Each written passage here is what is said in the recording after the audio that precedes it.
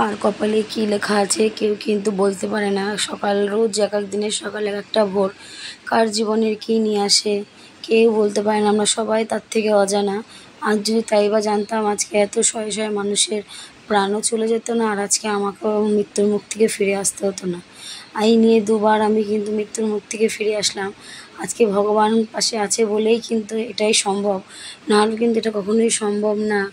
তো কী হয়েছে, কেন হয়েছে বন্ধুরা, কেন এই কথাগুলো বললাম, সবটাই তোমাদের সাথে শেয়ার করব। তো প্রথমে চলো আমার পরিচয় দিয়ে নিই। শুভ সকাল আমার বন্ধুরা, কেমন আছো তোমরা সবাই? আমি কিন্তু একদম ভালো নেই গো। কারণ দেখো, আমিও চেয়েছিলাম যে আজকের দিনের সকালটা যেন হয়তো আমার জীবনে কিছু ভালো কিছু নিয়ে আসবে। তো আজকের দিনটা যে আমার জন্য এতটাই খারাপ হবে জানতাম না। তো তোমরা কে কেমন আছো বলো? তোমরা যে যেখান থেকে আমার ভিডিওটা দেখছো, আশা করি তোমরা অনেক ভালো আছো, এবং তোমাদের সবাইকে আমার ছোট্ট পরিবারে অনেক স্বাগত জানাই। তোমরা সবাই এইভাবে আমার পাশে থেকো, এত ভালোবাসা দিচ্ছ বন্ধুরা। আজকে তোমাদের এত ভালোবাসার জন্যই কিন্তু আমার এত কষ্টের মধ্যেও আজকে ভিডিও আমি তোমাদের সামনে নিয়ে আসলাম। কারণ তোমাদের ভালোবাসা, তোমাদের এত কথা আমার এত ভালো লাগে, এত সুন্দর সুন্দর কমেন্ট তোমরা করছো, আমার পাশে থাকছো এইভাবে, মনের দিক থেকে এইভাবে তোমরা আমাকে সান্ত্বনা দিচ্ছ। এটাই বা কজন করে, তাই না? নিজের লোকও এটা করে না। তো তোমরা এইভাবে আমার পাশে থেকো বন্ধুরা। তোমাদের এত ভালো ভালো কমেন্ট পাওয়ার জন্যই কিন্তু আমার ভিডিও নিয়ে আসা আজকে।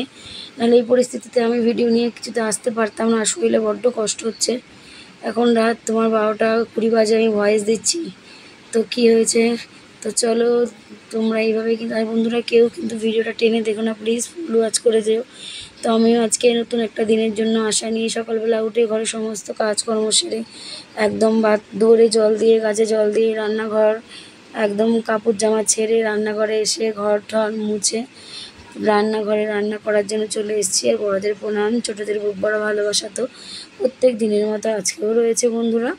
এদিকে দেখো এক এক করে সমস্ত কাজকর্ম করি, চলো কাজগুলো হতে থাকুক আর তোমরা সাথে থাকো, দেখতে থাকো কি হয়েছে কেন হয়েছে সবটাই বুঝতে পারবে। তো সবটা বোঝার জন্য তোমাদের ভিডিওটা কিন্তু পুরো দেখতে হবে। তো আজকে যেমন সকালবেলা উঠেছি, উঠে 7টার মধ্যে সমস্ত কাজ সেরে গুগল স্কুলে যাবে, গুগলকে স্কুলের জন্য রেডি করে সমস্তটা করে নিয়ে আমি 7টার সময় কাজে গেছি। আর আজকে রান্না করেছি আলু পটলের তরকারি আর কাঁকরোল ভাজাটা তোমার দাদাভাই ভেজেছে। যেহেতু একটু দেরি হয়ে গেছিলো, কাঁকরোল ভাজাটার সময় ছিল না, তোমার দাদাভাই বললো তুমি চলে যাও, আমি ভেজে নেবো। কারণ আমি যদি তাড়াতাড়ি না যাই তো ওই পরের যে আরেকটা বাড়িতে রান্না করতে যাই সেই বাড়িতে দেরি হয়ে যাবে। একটা ছোট্ট বাচ্চা আছে, ও খায়, তো বেলা হয়ে গেলে বেচারা খেতে পারবে না, খুব খারাপ লাগে। তার জন্য সকাল সকাল উঠে আমি আজকে 7টার মধ্যে ওনার বাড়ি পৌঁছে গেছি। তো কাজ বাজ করে 10টার মধ্যে আছে, তাড়াতাড়ি হয়ে গেছে, সব বাড়ির কাজই তাড়াতাড়ি হয়ে গেছে। 7টার গিয়ে 10টার মধ্যে সমস্তটা সেরে এসেছি। গিয়েই তো কত সবজি সব ধুয়েছি, তারপর কাজ কিছুনো মাছ নিয়েছি প্রায় 1 কিলোর মতো, সেগুলো ধুয়েছি, ধুয়ে সবজি কেটেছি। আজকে ভেন্ডি পোস্ত হয়েছে নারকেল আর সর্ষে দিয়ে, তারপরে হচ্ছে পাট শাকের ঝোল শাক হয়েছে, বাটা মাছের পাতলা ঝোল হয়েছে, চানা মশলা হয়েছে। এই খাবার দাবার আজকে প্রথম ডাক্তারবাবুর বাড়িতে হয়েছে। তো পাট শাকের আজকে বাঁচতে অনেকটা টাইম লেগেছে, পাট শাকের শিট টির ফেলে, নাহলে আরও আগে হয়ে যেত, 9টার মধ্যে হয়ে যেত। আর ভাত তো আছে কম্পালসারি, সকালে রুটি হয়নি। তো এই রান্না করে 10টার মধ্যে বেরিয়ে গেছি। দিয়ে রাস্তা দিয়ে হেঁটে হেঁটে আসছিলাম, এত রোদ তো ছাতাটা নিতে ভুলে গেছি। আর আজকে আমি যাওয়ার সময় নুন চিনি জল সাথে করেই নিয়ে গেছিলাম, যে তোমার দাদাভাই আবার যাবে, থাক আমি নিয়ে যাই। তো তারপরে হেঁটে আসছিলাম, ওনাকে যে স্কুলে গাড়িওয়ালা নিয়ে যায় উনিও আসছিলো ওখান দিয়ে, বলে বৌদি বাড়ি যাচ্ছেন? আমি বলি হ্যাঁ। বলে চলুন আমি নিয়ে যাই, আপনি তো আপনাদের বাড়ি যাবো টিয়াকে নিতে, শ্রেয়সীকে নিতে, আমি চলুন তাহলে। আবার টোটোতে করে উনি আমাকে নামিয়ে দিয়ে গেল বাড়িতে এসে। আর আজকে ডাক্তারবাবু বাড়ি থেকে না আম দিয়েছে, আমাদের গাছ থেকে আম পেড়েছে, তো আমাকে অনেকগুলো আম দিয়েছিল।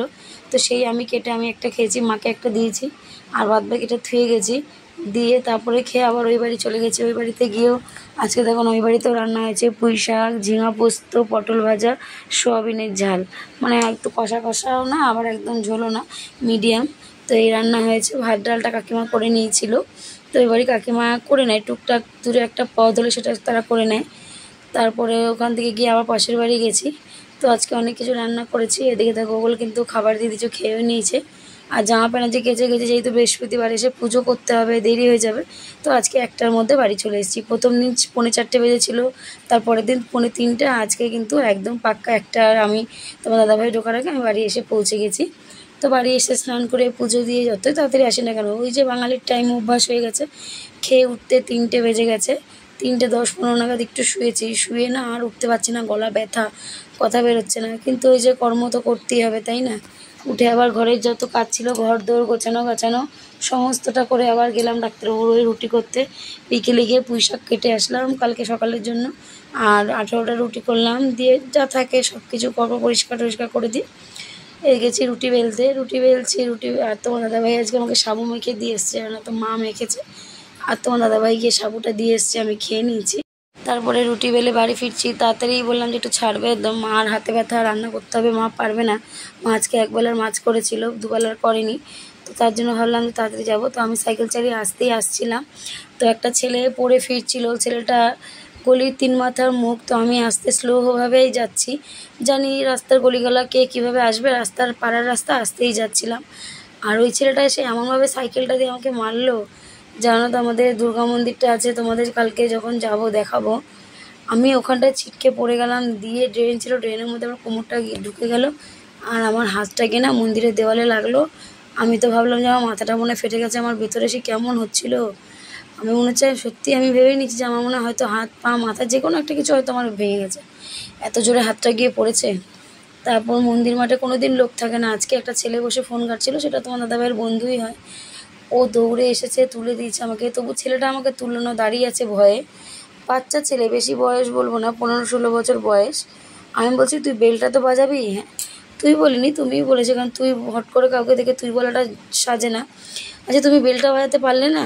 বলছে আপনি বেল বাজাবেন, আমি বেলটা বাজাবো কী করে, আমি যেখান থেকে আসছি তার থেকে অনেকটা দূরে আমার রাস্তা, তুমি যেখান থেকে ঢুকছো সেখান থেকে তোমাকে বেলটা মেরে ঢুকতে হবে, তবে না অপোজিটের মানুষটা ঠিকঠাকভাবে আসবে, আর আমি তো স্লোই আসছিলাম, তুমি তো রানিংয়ে আসছো, আর পাড়ার রাস্তায় গলি থেকে ওইভাবে রানিংয়ে আসে?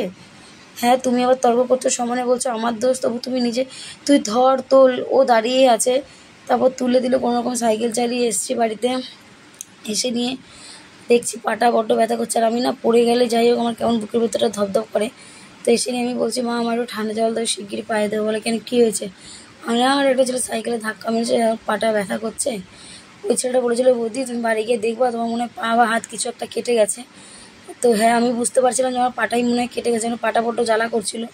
তো মা ঠান্ডা জল এনে পায়ে হাতে সব জায়গায় দিচ্ছিল, তখন না অতটা ব্যথা হবে বুঝতে পারিনি, আমি যে হয়তো হালকা লেগেছে, কিন্তু যত মানে সময় মিনিটে মিনিটে পার হচ্ছে তত যেন ব্যথা যেন তত আমাকে মানে বলছে যে আমি আসছি এক এক করে, মানে আমি দেখছি খালি কোথায় হাতটা বিছানা, তো তারপরে ওই বরফ জল ঢল দেওয়ার পরে মা দিয়ে দিল, তারপর যা আসলো কাকি শাশুড়ি কাকা শ্বশুর সবাই আসলো দেখতে, বড় যা আবার বরফ নিয়ে আসলো, এনে আবার প্লাস্টিকে করে গলে যাচ্ছে, ওই জলটা দিল হাতে পায়ে সব দিল, দিয়ে আমি বলছি ঠিক আছে দাও এবার তোমাকে আর দিতে হবে না, অনেকক্ষণ দিয়েছো, আমি একটু হাঁটি, কাকা বলছে তুমি একটু হাঁটো, না তো বুঝতে পারবে না কোথায় ব্যথা লেগেছে। তো আমি হাঁটছিলাম, দেখলাম যে না পাটাই ব্যথা করছে, আর কোথাও ঘাটটা একটু ব্যথা করছে। তো এই জামা কাপড় ছেড়ে হাত পা ধুয়ে ঠুয়ে নিয়ে রান্না করতে হয়নি, ভাগনা বউ এসছে ওই রান্না করেছে, তো দিয়ে তোমার দাদাভাই গুগলটাকে খাইয়ে দিয়েছে, আমার আর গিয়ে খাওয়াতে হয়নি, ওরা নিজেরা খেয়ে নিয়েছে। আর তারপরে ওরকম বিছানাটা করে দিচ্ছে, আমি বলছি বিছানাটা করে দিই তোরাও শো, আমিও শোবো, আমার ভালো লাগছে না।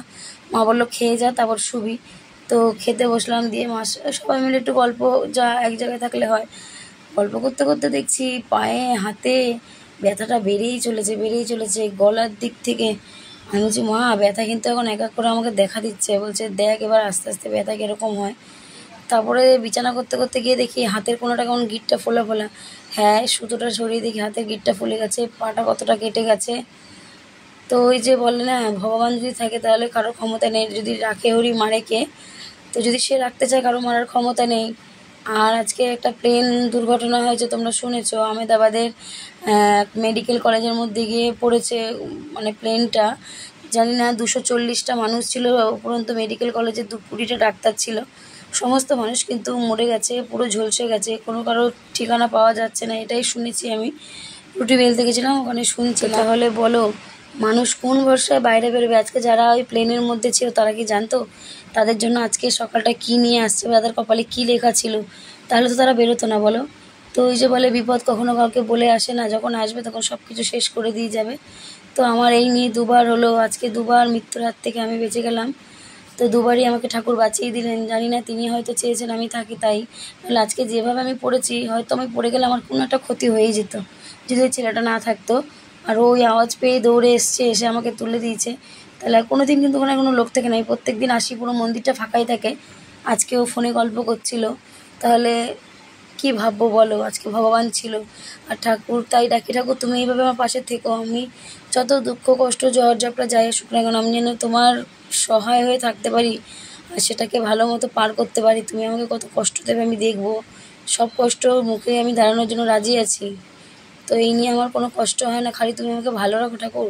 যদি ভালো রাখো তাহলে আমি তোমার সেবাও করব, সংসারও দেখবো, ছেলে মেয়ের সমস্তটা পূর্ণ করার চেষ্টা করব, প্রতিটা মানুষকে সংসারের সবাইকে নিয়ে যাতে হাসি খুশি থাকতে পারি। তুমি এই কামনাই করো ঠাকুর। তো জানি না আজকের দিনটা সত্যি আমি কি আমার কপালে ছিল। তো এই দেখো মা পায়ে বড়। তো এইভাবেই কাটলো আজকে আমার সারাটা দিন, ব্যস্ততার মধ্যে দিয়েও কিভাবে কি ঘটে গেল। আজকে ভাবলাম সব কিছু ভালো হচ্ছিলো, সকালে তাড়াতাড়ি কাজে গেলাম, বাড়ি আসলাম, পুজো আচ্ছা দিল, হয়তো ভালো কিছু, কিন্তু রাতের বেলা যে আমার সাথে এরকম একটা অঘটন ঘটে যাবে একদম ভাবতে পারিনি বন্ধুরা। তো সবটাই তোমাদের সাথে শেয়ার করলাম। পাগুলোকে দেখেছো, টান করতে পারছি না, তো ব্যথা করছে, রাতেরবেলা পাটা পড়টো ফুলে গেছে। তো চলো বন্ধুরা, আর কথা বলতে পারছি না, ভালো লাগছে না, মনে হচ্ছে এখন যদি একটু শুতে পারতাম না ভালো লাগতো। তো চলো, বিছানাটা কোনোরকম করেছি, বিছানা করতে পারছিলাম না, পায়ে এত টান লাগছিলো, দিয়ে কী করবো, করতে তো হবে। তোমার দাদাভাইও তো সারাদিন করে, ওকে আর কীভাবে মুখ ফুটে বলি বলো। দিয়ে এইভাবেই চলছে, জানি না কালকে সকালে আবার কী হবে কী না হবে। তো চলো বন্ধুরা, আজকে এই পর্যন্ত শেষ করলাম, আবার কালকে চলে আসবো নতুন একটা দিন নতুন একটা ভিডিও নিয়ে। ততক্ষণ সুস্থ থেকো, ভালো থেকো, এইভাবে পাশে থেকো বন্ধুরা। আজকের মতো tata, good night, love you all বন্ধুরা। নিজে ভালো থেকো, অপরকে ভালো রেখো, কালকে আবার চলে আসবো। আর যদি ভিডিওর কোনো অংশ বন্ধুরা তোমাদের ভালো লেগে থাকে তাহলে অবশ্যই কিন্তু লাইক কমেন্ট এবং চ্যানেলটিকে সাবস্ক্রাইব করে দিও। যারা আমার নতুন বন্ধুরা আছো এখনও অবধি এই কাজটি করোনি, আর আমার ভিডিও যদি ভালো লাগে বন্ধুরা অবশ্যই কিন্তু কমেন্টের মাধ্যমে জানিও। আর যদি ভিডিওতে কোনো ভুল ত্রুটি কিছু বলে থাকি তাহলে সেটাও তোমরা মানিয়ে নিও এবং আমাকে বলো দিদিভাই তুমি এটা ভুল বলেছো। সবটাই শুধরে নেওয়ার চেষ্টা করবো বন্ধুরা।